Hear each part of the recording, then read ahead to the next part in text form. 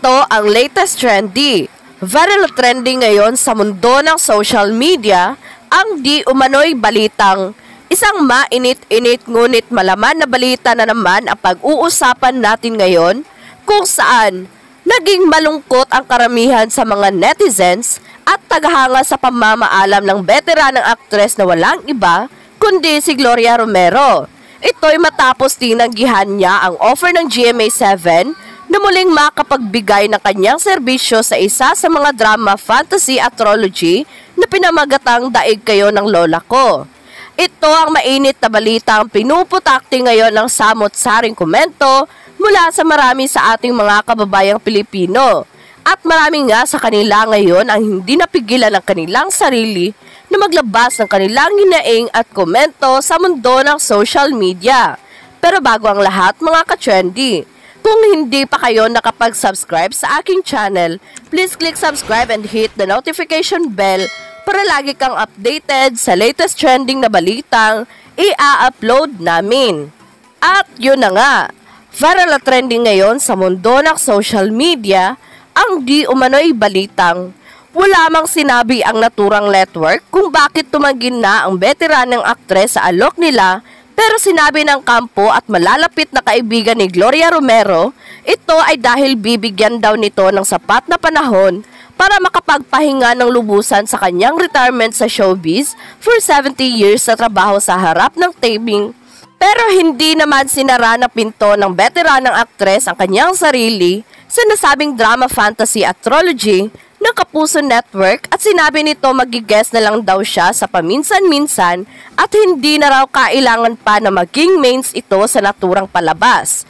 Binigyang pugay kasi ang unang ginang ng Philippine cinema na walang iba kundi si Gloria Romero sa tribute to the Queen na ginanap sa Manila Hotel noong February 28, 2024.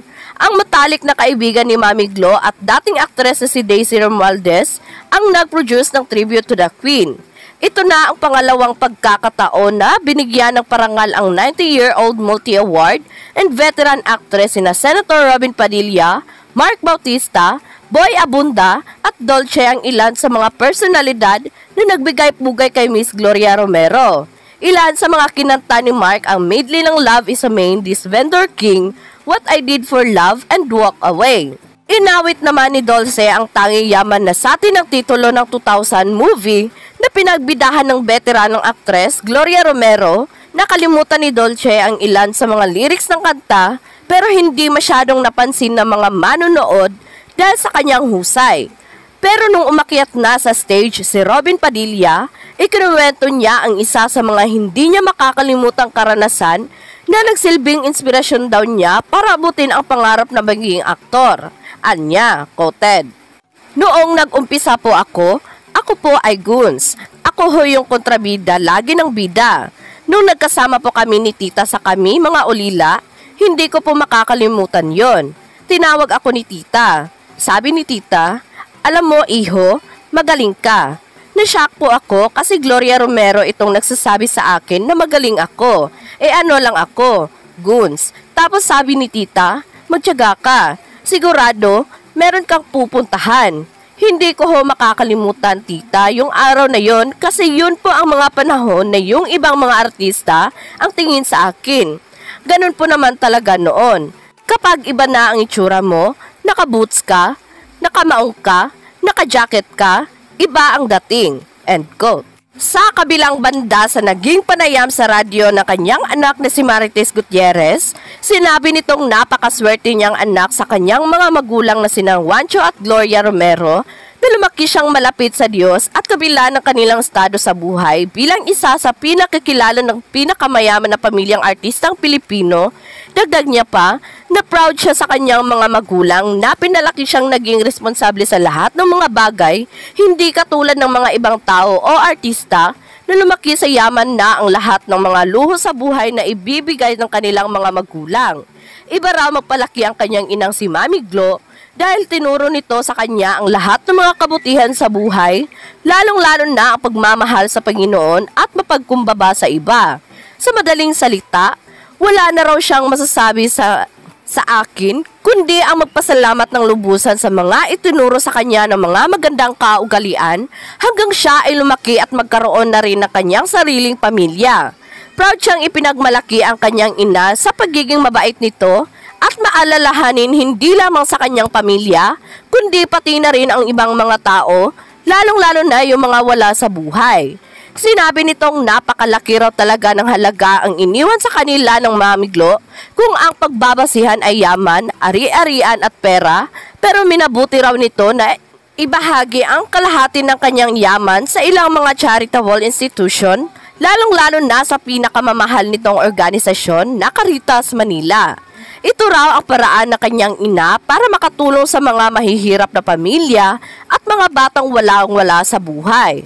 Tuwang-tuwa raw siya na pinatulot ang kanyang ina na si Gloria Romero sa kanyang last will and testament na binuo noong 2015 pa at majority ng mga ito ay hinati sa 3 charitable institution na hindi na pinangalanan nito sa kapakanan ng nasabing NGO o organization. Masaya raw siya at walang pag-aalinlangan sa naging pasya ng kanyang Mami Glo na kung tutuusin ay hindi na nila kailangan ang mana sa kanilang ina dahil sobra-sobra na rin ang kanyang mga natatamong biyaya. Sa kanyang mga negosyo at partikular na nga dito ang mga malalaking restaurant sa Kalakhang, Maynila at sa mga kilalang beach resort tulad na lamang ng Boracay at El Nido. Dagdag pa nito, laking pasasalamat pa rin niya dahil ibinilin rin sa kanya ang ilan sa mga ari-arian nito, lalong-lalo na ang kanilang Anses on House sa Paco, Manila at ang Spanish Almansi na matatagpuan sa Mabini, Pangasinan. Dagdag pa ni Marites, ini-enjoy na lamang ng kanyang Mami Glo ang kanyang buhay sa pag-aalaga ng kanyang mga pananim na matatagpuan sa kanilang bahay sa Maco, Maynila. Abala rin daw ito sa pag-iihersesyo sa umaga at sa dapit hapon kaya napapanatili nito ang kanyang lakas sa kabila ng kanyang edad na 90 years old. Kaya naman nang lumabas nga ang balitang ito, ay umani agad ng samot-saring komento mula sa marami sa ating mga kababayang Pilipino. At marami nga sa kanila ngayon ang hindi mapigilan ang kanilang hinaing at komento sa mundo ng social media. And they posted, quoted, "Sana ganito ang tribute na ginagawa para sa isang tao na habang buhay pa. Para kaya pa niya makita at marinig ng personal ang mga kanta at wishes para sa kanya.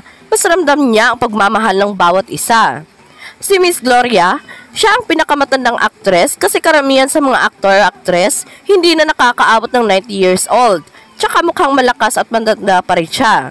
One of the pillars of the Philippine showbiz, a tribute like this deserves an icon. Sana she will live longer, happier and healthiest. Long live Miss Gloria Romero, to God be the glory.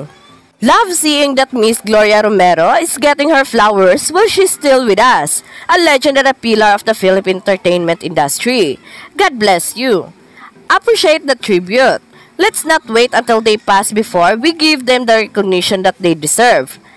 Tama, need niya ang pahinga. At diba isa siya sa top na may malaking kayamanan? End quote. At yun na nga mga ka-trendy. Kung kayo ang tatanungin, ano ang masasabi nyo sa video na ito?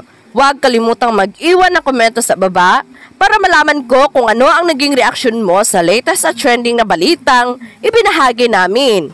Maraming salamat po!